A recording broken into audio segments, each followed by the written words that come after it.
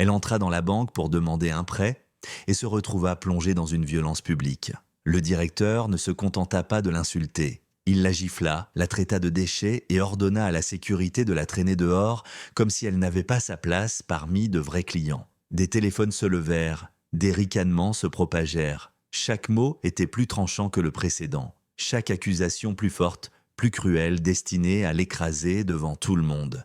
Elle resta silencieuse pendant qu'il mettait en scène son pouvoir. Ce qu'il ignorait, c'est que la femme qui l'humiliait était propriétaire de la banque et que l'horloge de sa carrière avait déjà commencé son compte à rebours. La gifle claqua si fort qu'elle réduisit tout le hall au silence. Les conversations s'arrêtèrent net au milieu des phrases alors que la main du directeur retombait et que la femme chancela d'un demi-pas. Ses dossiers se dispersèrent sur le sol poli. « Sortez ça de ma banque », aboya-t-il, la voix chargée d'autorité et de mépris, avant que de vrais clients n'aient à la voir. Les téléphones apparurent instantanément. Personne n'intervint. L'humiliation était publique, délibérée et théâtrale.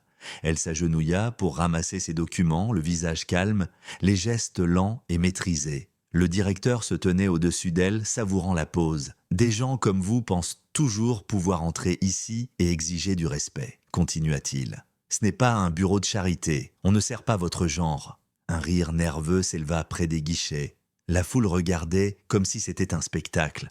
Elle ne dit rien. Un agent de sécurité s'approcha prudemment, jetant un regard entre eux. « Monsieur, peut-être devrions-nous, c'est… » Le directeur le coupa net. « Non. Tout le monde doit voir comment nous gérons les problèmes. » Il se tourna vers le hall comme un acteur face à son public. Voilà ce qui arrive quand le sentiment de droit rencontre la réalité. Des murmures parcoururent la salle, des hochements de tête approbateurs de parfaits inconnus qui ne savaient rien, sinon ce qu'on leur disait. C'était la deuxième humiliation. La première avait été la gifle. Celle-ci était le jugement prononcé à voix haute pour que personne ne l'ignore. La femme se leva, ses papiers rassemblés, et croisa brièvement son regard. Calme, silencieuse, impassible. Cela sembla l'irriter davantage qu'une quelconque défiance. « Sécurité » hurla-t-il encore plus fort. « Escortez-la dehors et signalez son profil. » Elle plongea la main dans son dossier et en sortit une carte plastifiée.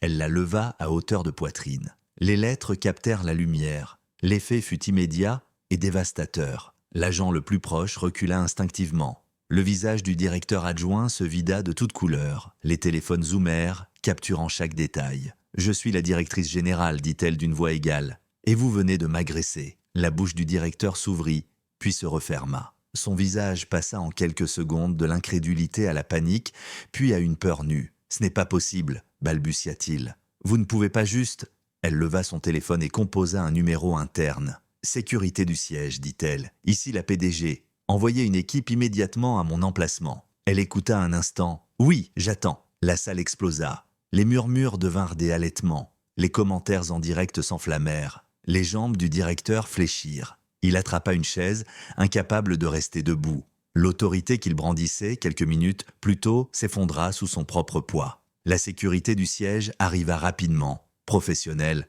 silencieuse. Une caméra corporelle s'alluma. « Monsieur, dit l'agent principal au directeur, vous êtes placé en suspension administrative dans l'attente d'une enquête. » Le directeur tenta de parler, d'expliquer, de réécrire les 10 dernières minutes. Personne ne l'écouta. Elle le regarda une dernière fois, sans colère, sans satisfaction, juste avec clarté. « Vous avez pris mon silence pour une permission, dit-elle. Ce renversement vous a-t-il frappé plus fort que prévu? Si vous pensez que la dignité ne devrait jamais être négociable, aimez cette vidéo, partagez-la partout et dites en commentaire le moment exact qui vous a le plus choqué. Dites-nous aussi d'où vous regardez et laissez un mot qui décrit son silence.